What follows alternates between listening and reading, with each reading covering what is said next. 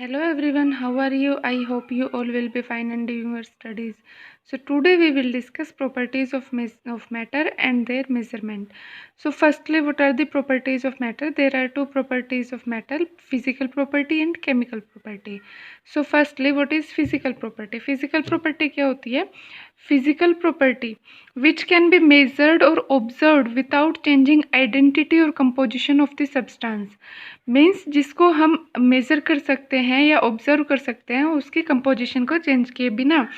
जैसे कि हमारे पास है मास, वॉल्यूम, डेंसिटी, मेल्टिंग पॉइंट। अब जो मास है, मास को हम मेज़र कर सकते हैं, उसके लिए हमें उसकी आइडेंटिटी को चेंज करने की कोई ज़रूरत नहीं है। वॉल्यूम है, वॉल्यूम को हम मेज़र कर सकते हैं। केमिकल प्रॉपर्टीज़ कौन सी होते हैं? Which can not be measured और ऑब्जर्व्ड। मीन्स इनको स्टडी करने के लिए हमारे पास क्या होने चाहिए? केमिकल चेंजेस होने चाहिए। एग्जाम्पल क्या हो सकते हैं केमिकल प्रॉपर्टीज़ के? Acidity, basicity, combustibility, these are the examples of chemical properties. So to now measurement of physical properties. अब देखो, फिजिकल जो प्रॉपर्टीज़ होती है वो क्वांटिटेटिव ही नेचर होते हैं। क्वांटिटेटिव मतलब उनकी कुछ ना कुछ क्वांटिटी होती है, उसको हम मेज़र कर सकते हैं। ठीक है, इनको मेज़र किया जा सकता है फिजिकल प्रॉपर्टीज़ को। अगर किसी भी चीज़ को हम मेज़र करते हैं, मान ले हमने लेंथ को मेज़र करना है, तो लेंथ को हम मेज़र करते हैं तो क्या लिखते हैं? 5 मीटर, 5 सेंटीमीटर। तो उसमें क्या होता है? एक नंबर होता है और उसके बाद क्या होता है? फॉलोड बाय यूनिट्स होती हैं। ठीक है, तो अब इन यूनिट्स को स्टडी करने के लिए टाइम टू टाइम अलग अलग सिस्टम आते रहे हैं। तो कुछ सिस्टम्स है, सबसे पहले आया इंग्लिश सिस्टम। इंग्लिश सिस्टम में क्या होता है कि हमें लेंथ मेज़र करनी है, तो लेंथ को हम किस में मेज़र करते हैं? फुट में। मास को हम किस में मेज़र करते हैं? पाउंड्स में। टाइम को हम किस में मेज़र करते हैं? सेकंड में। ठीक है, उसके बाद आया हमारे पास मैट्रिक सिस्टम। मैट्रिक सिस्टम क्या होता है? इसमें हम MKS, मैट्रिक सिस्टम का दूसरा नाम क्या है? MKS system. इसमें metre, M for metre, K for kilogram and S for second. मतलब अगर हमें लेंथ मेज़र करनी है तो हम मीटर में करेंगे। ठीक है, मास मेज़र करना है तो हम किलोग्राम में, और टाइम सेकंड में। उसके बाद आया हमारे पास CJ सिस्टम। CJ सिस्टम में क्या है? To measure length we use centimetre. ठीक है, to measure mass we use gram and to measure time we use second.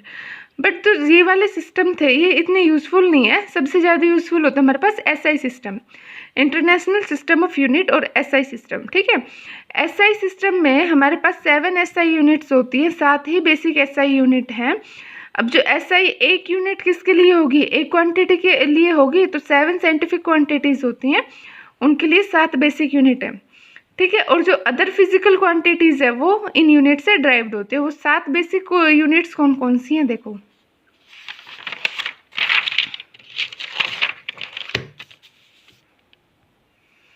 सबसे पहले है लेंथ। ठीक है, लेंथ की यूनिट हमें पता है क्या होती है? मीटर होती है। लेंथ को हम किस में मेज़र करते हैं? मीटर में। सिंबल हो गया स्मॉल m। फिर आता है मास। मास की यूनिट क्या होती है? SI यूनिट है ये सारी, इसकी यूनिट्स तो इनकी बहुत सारी होती हैं। लेंथ की SI यूनिट इज मीटर, मास की SI unit is kilogram, time की SI यूनिट इज सेकंड। ठीक है, temperature kelvin, and electric current is measured in ampere. Amount of substance उसको हम मेज़र करते हैं मोल में। ठीक है, और ल्यूमिनियस इंटेंसिटी को हम मेज़र करते हैं कैंडेला में, candela CD। Okay, these are 7 basic units. अगर हमें और कोई यूनिट निकालनी, मान लो हमें वॉल्यूम की यूनिट निकालनी है, तो वो हम किससे निकालेंगे? इन्हीं यूनिट से निकालेंगे। मान लो वॉल्यूम क्या होता है? वॉल्यूम होता है लेंथ की क्यूब, तो वॉल्यूम की यूनिट क्या हो जाएगी? Metre cube. ठीक है, मास की यूनिट है किलोग्राम। तो डेंसिटी क्या, अगर हमें ये पूछा डेंसिटी की यूनिट क्या होगी, तो डेंसिटी हमारे पास क्या होता है? मास पर। जैसे कि देखो, हमसे पूछा गया डेंसिटी की यूनिट क्या होगी? किसकी यूनिट? डेंसिटी की यूनिट पूछिए। तो डेंसिटी की यूनिट निकालने के लिए हमें डेंसिटी का फॉर्मूला पता होना चाहिए। डेंसिटी क्या होती है? मास पर यूनिट वॉल्यूम। तो mass is measured in metre. ठीक है, mass is measured in kilogram. SI unit mass की किलोग्राम है। वॉल्यूम की SI यूनिट क्या आ जाएगी? Metre cube.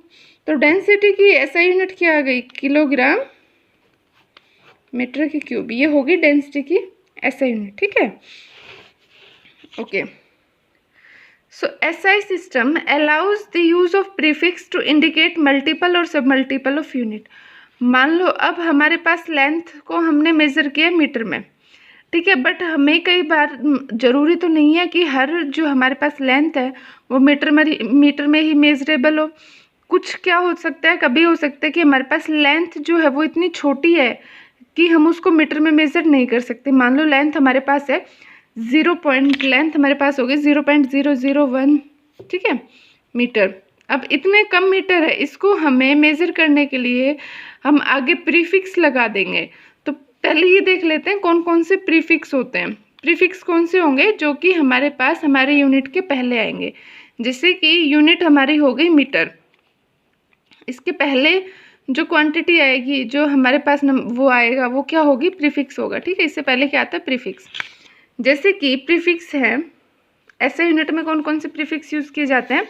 जैसे कि प्रीफिक्स है डेसीमीटर, हमारे पास हमने यूनिट यूज़ किए मीटर। ठीक है, प्रीफिक्स है डेसी, तो क्या बन गया, डेसीमीटर। मल्टीपल क्या हो गया इसका, मतलब अगर डेसीमीटर है, डेसी का मतलब क्या होता है, 10⁻⁻1 0.1, मतलब इसका ये है, देखो हमारे पास डेसी था, डेसीमीटर लिख दिया मैंने, पीछे मीटर लगाया। ठीक है, तो डेसी का मतलब होता है 0.1, या फिर हम इसको बोल देते हैं 10⁻⁻1, एक ही बात है। डेसीमीटर को हम मीटर रख देंगे, 0.1 मीटर। ठीक है, ये हो गया डेसीमीटर। अब जैसे सेंटी है, दूसरा है सेंटी। सेंटी होता है 10⁻2 ठीक है, तो मतलब 0.01, इसका मतलब ये तो होता है 1/100। 1/100 को हम कैसे लिख सकते हैं, 0.01 सेंटीमीटर। तो आगे क्या आ जाएगा, मीटर। ठीक है, उसके बाद हम लगाते हैं, मान लो मिलीमीटर, मिलीमीटर की लिखना है, तो डेसी सेंटी, सेंटी के बाद आता है मिली। अब जो मिली है, मिली होती है हमारे पास 10⁻³ मीन्स 1/1000। ठीक है, तो 1/1000 मीटर, ये हो गया मिलीमीटर, तो 0.001 मीटर। ठीक है, प्रीफिक्स का मतलब समझ आया। प्रीफिक्स हमारे पास मीटर के आगे लगेंगे, मीटर या कोई भी हमारे पास यूनिट दी हो, जरूरी नहीं है हर बार मीटर ही मिलेगा, उसके आगे जो चीज़ें आएंगी वो होंगी प्रीफिक्स। इनकी वैल्यू फिक्स होती है। सेंटी का मतलब 10⁻² ही होता है, आगे चाहे मीटर हो, चाहे किलोग्राम हो, चाहे कुछ भी हो। ठीक है, देखो फॉर डेसी 10⁻⁻1, डेसी के बाद आता है सेंटी, सेंटी को हम मल्टीपल होता है 10⁻², मिली के लिए होता है 10⁻3, माइक्रो के लिए होता है 10⁻6। ठीक है, माइक्रोमीटर। नैनो 10⁻9, पिको 10⁻12, फेम्टो 10⁻15, एटो 10⁻18, जेप्टो 10⁻21 माइनस में, योक्टो 10⁻24। ठीक है, ये तो हो गया जब हमारे पास हमें छोटी यूनिट में लिखना हो। अब अगर हमारे पास बड़ी यूनिट आती हैं तो उसके लिए प्रीफिक्स कौन सी होती है, deca. Deca means 10, deci means 10⁻⁻1, deca, hecto, kilo, mega, giga, tera, peta, exa, zetta and yotta. ठीक है, ये प्रीफिक्स है, उनके मल्टीपल्स हैं। ये वाली चीज़ें आपको थोड़ी बहुत एक बार दो बार देखोगे याद हो जाएंगी। ये जो नोट्स हैं इनके मैं PDF डिस्क्रिप्शन बॉक्स में अटैच कर रही हूँ, वहाँ से आप इसको लर्न कर सकते हैं। ओके,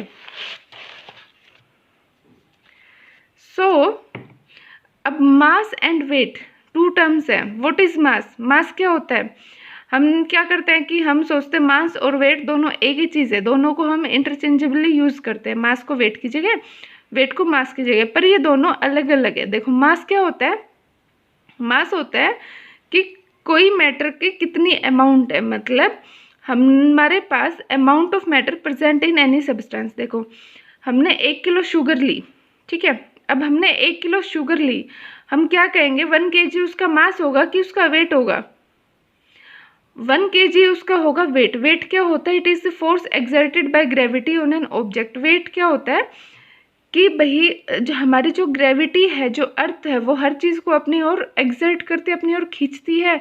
तो वो फोर्स जिससे कि वो फोर्स जो ग्रेविटी की तरफ खींचता है, ठीक है, force exerted by gravity on an object is weight. And mass क्या होता है, amount of matter which is actually present. ठीक है, जो मास होता है वो कांस्टेंट क्वांटिटी है, वो चेंज नहीं होता, बट जो वेट होता है वो प्लेस टू प्लेस वेरी करता है। क्यों? क्योंकि ग्रेविटी की वैल्यू जगह जगह क्या होती है, अलग होती है। तो अगर हम वेट देखते हैं, हमारा वेट यहाँ पर कुछ है, मून पर कुछ होगा, पर जो मास है, मास क्या है, एक फिक्स क्वांटिटी है, मास की वैल्यू कभी चेंज नहीं होगी। Okay, so next is SI unit of mass is kilogram. Mass की एसआई यूनिट हमने देखी क्या है, किलोग्राम। 1 किलोग्राम में कितने ग्राम होते हैं, 1 kilogram is equal to 1000 grams. उसके बाद आता है वॉल्यूम। ठीक है, वॉल्यूम को मेजर करने के लिए हम सिलेंडर यूज़ कर सकते हैं, ब्यूरेट या पिपेट यूज़ करते हैं। अब इनकी हमें एक बार यूनिट कन्वर्जन अच्छे से देखना है। जैसे कि वॉल्यूम को मेजर करने के लिए हम लिखते हैं लीटर। ठीक है, वॉल्यूम 1 लीटर, 1 लीटर में कितने सेंटीमीटर हो सकते हैं, 10⁻³ सेंटीमीटर की cube. 1 litre is equal to 1 decimetre cube, 1000 ml या फिर 10⁻³ मीटर क्यूब। अब इनको आप याद कैसे कर सकते हैं, देखो अब हमें पता है 1 लीटर कितना होता है। मान लो 1 लीटर की मेजरमेंट आपको पता होगी ना, जैसे मिल्क का हम 1 लीटर मेजर करते हैं। तो 1 लीटर में ये बताओ सेंटीमीटर की यूनिट कितनी होती है, सेंटीमीटर तो बहुत छोटा सा होता है, इतना से 1 सेंटीमीटर होता है। तो लीटर ज़्यादा बड़ा होगा कि सेंटीमीटर ज़्यादा बड़ा होगा, लीटर ज़्यादा बड़ा होगा ना। तो 1 लीटर में सेंटीमीटर कितने आ जाएंगे, 1000 सेंटीमीटर क्यूब आ जाएंगे। अब 1 लीटर में डेसीमीटर कितना आएगा, 1 डेसीमीटर क्यूब। अब ये आपको पता ही है 1 लीटर में ml कितने होते हैं, मिली लीटर, मिली मतलब 10⁻³ मतलब 1000 ml होते हैं। अब एक बात देखो, लीटर ज़्यादा बड़ा है कि मीटर क्यूब, मीटर कितना बड़ा होता है, मीटर ज़्यादा बड़ा होता है ना। तो कितने होते हैं, 1 मीटर में 1 मीटर क्यूब में कितने लीटर आ सकते हैं, 1000, या 1 लीटर में मीटर क्यूब कितने होते हैं, 10⁻³ ठीक है। Next is density. अब डेंसिटी हमें पता है क्या होती है, मास पर यूनिट वॉल्यूम। अगर हमें डेंसिटी की यूनिट निकालनी है तो डेंसिटी की यूनिट क्या होगी, मास की यूनिट होती है किलोग्राम, वॉल्यूम की यूनिट होती है मीटर क्यूब। तो ऐसा यूनिट डेंसिटी की क्या हो जाएगी, किलोग्राम मीटर की -3। ठीक है, सो डेंसिटी हमारे पास क्या बताती है, डेंसिटी ये बताती है कि पार्टिकल्स कितने क्लोजली पैक्ड हैं। अब किलोग्राम मीटर क्यूब तो होगी इसकी एसआई यूनिट। अगर हम इसकी स्मॉल यूनिट देखनी है तो किलोग्राम की स्मॉल यूनिट क्या हो सकती है, ग्राम। मीटर से छोटी यूनिट क्या हो सकती है, सेंटीमीटर क्यूब। ठीक है, मीटर क्यूब की। देखो reciprocal of density is also called specific volume. ठीक है, डेंसिटी क्या होती है, मास पर यूनिट वॉल्यूम। अगर आपको ये दे रखा हो वॉल्यूम बटे में मास, तो वॉल्यूम बाय मास क्या होता है, वॉल्यूम बाय मास होता है स्पेसिफिक वॉल्यूम। ठीक है, नेक्स्ट इज टेम्परेचर। टेम्परेचर की एसआई यूनिट होती है kelvin. The SI unit of temperature is kelvin. Other जो स्केल्स होते हैं टेम्परेचर के, केल्विन के अलावा कौन कौन से हो सकते हैं, डिग्री सेल्सियस होता है और डिग्री फ़ारेनहाइट होता है। केल्विन के साथ डिग्री कभी नहीं लगता, केल्विन खाली केल्विन रहता है, डिग्री सेल्सियस होता है या डिग्री फ़ारेनहाइट होता है। अब जो डिग्री सेल्सियस होती है वो हमारे थर्मामीटर में कहाँ से कहाँ तक होती है, 0 डिग्री सेल्सियस से 100 डिग्री सेल्सियस तक। और डिग्री फ़ारेनहाइट की कहाँ से कहाँ तक होती है, 32 डिग्री फ़ारेनहाइट से 212 डिग्री फ़ारेनहाइट। मतलब फ़ारेनहाइट स्केल पर कितनी यूनिट्स होती है, 180। ठीक है, सेल्सियस स्केल पर कितनी हमारे पास यूनिट होती है, 100 यूनिट होती है टोटल। तो फ़ारेनहाइट पे अब जो हम ये देखते हैं कि फ्रीजिंग पॉइंट वाटर का कितना है, फ़ारेनहाइट स्केल पे होता है 32 और डिग्री स्केल पर होता है 0। ठीक है,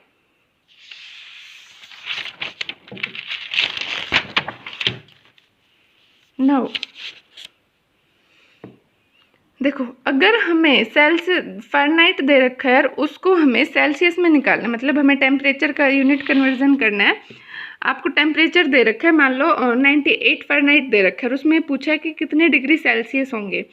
तो डिग्री सेल्सियस निकालने के लिए डायरेक्ट फॉर्मूला है 5/9, 5/9 इंटू फ़ारेनहाइट -32।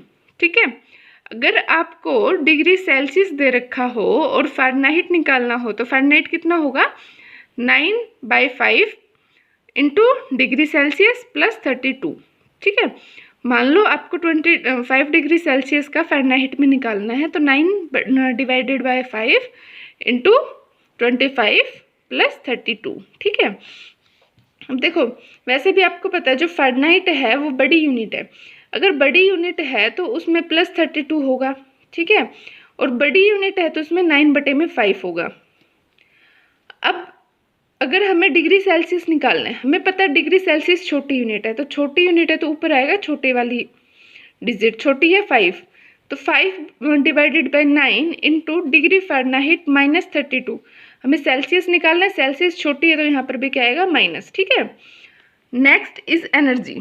एनर्जी की हमारे पास यूनिट होती है कैलोरी, ठीक है। तो एनर्जी क्या होती है, amount of heat which is required to raise the temperature of 1 gram of water, ठीक है। हमारे पास हमें वाटर का टेम्परेचर रेज करना है 14.5 से 15.5, वो क्या होगी, एनर्जी होगी कैलोरी में। अब 1 कैलोरी होता है 4.184 जूल, ठीक है। उसके बाद नेक्स्ट टॉपिक आता है हमारे पास डायमेंशनल एनालिसिस, और इसको यूनिट फैक्टर बोल देते हैं और उसको बोल देते हैं यूनिट लेवल मेथड। जो ये वाला मेथड होता है ये हमारे पास एक यूनिट से दूसरी यूनिट में कन्वर्ट करने में काम आता है। जैसे कि हमें ये पता होना चाहिए कि 1 मीटर में कितने सेंटीमीटर होते हैं, ठीक है। 1 सेंटीमीटर में कितनी इंचेस होती हैं, तो वो सारी चीज़ें हमें क्या होनी चाहिए, याद होनी चाहिए। अभी कुछ फैक्ट्स हैं, ये आपको लर्न होंगे तभी आप यूनिट फैक्टर मेथड यूज़ कर सकते हैं, ठीक है। जैसे कि आपके पास एक क्वेश्चन है, how many inches are there in 3 kilometre, 3 kilometre में हमें इंचेस निकालने हैं। अब देखो डायमेंशनल एनालिसिस के लिए आपको एक चीज़ याद रखनी होगी कि पहले तो देखो यूनिट कन्वर्जन फैक्टर का मतलब क्या होता है, यूनिट मतलब 1, ठीक है। हमें 1 लिखना है। अब देखो हमें पता है कि 1 किलोमीटर में 1000 मीटर होते हैं, तो 1 किलोमीटर डिवाइडेड बाय 1000 मीटर कितना होगा, 1, क्योंकि 1000 मीटर का मतलब भी क्या होता है, 1 किलोमीटर होता है। या फिर मैं इसको ऐसे भी लिख सकते हैं, इसको हमने रिवर्स कर दिया कि 1000 मीटर डिवाइडेड बाय 1 किलोमीटर, वो भी किसके इक्वल हो गया, 1 के इक्वल। अब हमें दे रखा है 1 मीटर में 1.094 यार्ड होते हैं, तो 1 मीटर डिवाइडेड बाय 1.094 कितना होगा, 1 के इक्वल होगा। या फिर इसको हमने रिवर्स कर दिया, वो भी क्या होगा, 1 के इक्वल होगा, ठीक है। ऐसे ही 36 इंचेस डिवाइडेड बाय 1 यार्ड, ये 1 यार्ड डिवाइडेड बाय 36 इंचेस क्या होगा, 1 के इक्वल होगी। अब हमें क्या निकालना है, 3 किलोमीटर में इंचेस निकालने हैं, तो ठीक है। तो इसके लिए हम क्या करते हैं कि 3 किलोमीटर के लिए 3 किलोमीटर में तो निकालनी है, ये तो हमने एज इट इज़ रख दिया, इनटू अब जो ये वाले यूनिट्स हैं इनको ऐसे रखना है कि किलोमीटर से किलोमीटर कैंसिल हो जाए। अब 3 किलोमीटर ऊपर है तो हमें यहाँ से जो ये वैल्यू उठाएंगे इसमें किलोमीटर कहाँ आना चाहिए, नीचे, सो दैट किलोमीटर से किलोमीटर क्या हो जाए, कैंसिल। तो अगर हमें यहाँ पर किलोमीटर है, नीचे किलोमीटर लिखना है तो ऊपर क्या आएगा, मीटर। अब यहाँ पे मीटर है तो 1 मीटर में कितने यार्ड आएंगे, वो कहाँ पे आएगा, यहाँ पे। अब यहाँ पे यार्ड है, अगली टर्म में यार्ड कहाँ पे आएगा, नीचे। तो बाकी सारी जो टर्म्स है वो तो कैंसिल हो जाएगी, यूनिट क्या बचेगी, इंचेस। जो डायमेंशनल एनालिसिस है उसको सोल्व करते हमें सिर्फ यूनिट्स का ध्यान रखना चाहिए कि हमारे पास आंसर में सिर्फ वही यूनिट बचनी चाहिए जिसका हमें आंसर चाहिए होता है। इन बाकियों को हम क्या करेंगे, मल्टीप्लाई कर लेंगे तो हमारा आंसर कितना आ जाएगा, 3 किलोमीटर में कितने इंचेस हो गए, 1.18 इंटू 10⁻⁻5 इंचेस, ठीक है। जैसे कि अगला है convert 0.0426 inch to SI unit. अब देखो हमें पता है कि इंच किसकी यूनिट है, एसआई यूनिट है डिस्टेंस की, ठीक है।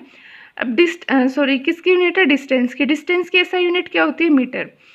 अब हमें क्या पता है कि 1 इंच में कितने सेंटीमीटर होते हैं, 2.54 सेंटीमीटर होते हैं, ये आपको पता होना चाहिए। तो 1 इंच में 2.54 सेंटीमीटर होते हैं, वो हमने किसके इक्वल रख लिया, 1 के इक्वल। या फिर हम ये भी बोल सकते हैं 1 बाय, अच्छा और क्या है कि 1 सेंटीमीटर में कितने मीटर, सॉरी यहाँ पर उल्टा आ गया, 1 मीटर में कितने सेंटीमीटर हो जाएंगे, 100, यहाँ पे 100 आएगा। 1 metre is equal to 100 centimetre, ठीक है। अब हमें कितने में निकालना है, 0.0426 इंच में निकालना है। अब देखो 0.0426 इंच तो एज इट इज़ रहेगा, जो हमें अगले डिवाइड करना है, मल्टीप्लाई करना है, वो किससे होगा कि भाई हमारे पास इंच हमें नीचे चाहिए। अब इंच हमें नीचे चाहिए, 1 इंच नीचे आ गया, 1 इंच में कितने सेंटीमीटर होंगे, 2.54 सेंटीमीटर, ठीक है, मल्टीप्लाई बाय। अब अगली यूनिट में क्या चाहिए, हमें सेंटीमीटर नीचे चाहिए। अब हमें पता है कि 100 सेंटीमीटर में 1 मीटर होता है, बाकी यूनिट्स को कैंसिल करके देख लो, हमारे पास फाइनली यूनिट क्या बचनी चाहिए, जो हमारे आंसर में डिज़ायर हो। मीटर में आंसर चाहिए, यहाँ पे मीटर ही बच रहा है, इसको सोल्व करेंगे तो हमारे पास आंसर ये आ जाएगा, ठीक है। आई होप ये आपको समझ आया होगा। इसके आगे के जो क्वेश्चन है वो आप बुक में से प्रैक्टिस कर सकते हैं, सारे इसी पैटर्न से आपको सोल्व करने आसानी से सोल्व हो जाएंगे। अगर फिर भी कहीं भी कोई डाउट हो तो आप कमेंट सेक्शन में कमेंट करके पूछ सकते हैं, ठीक है। So that's all for today, thanks for watching.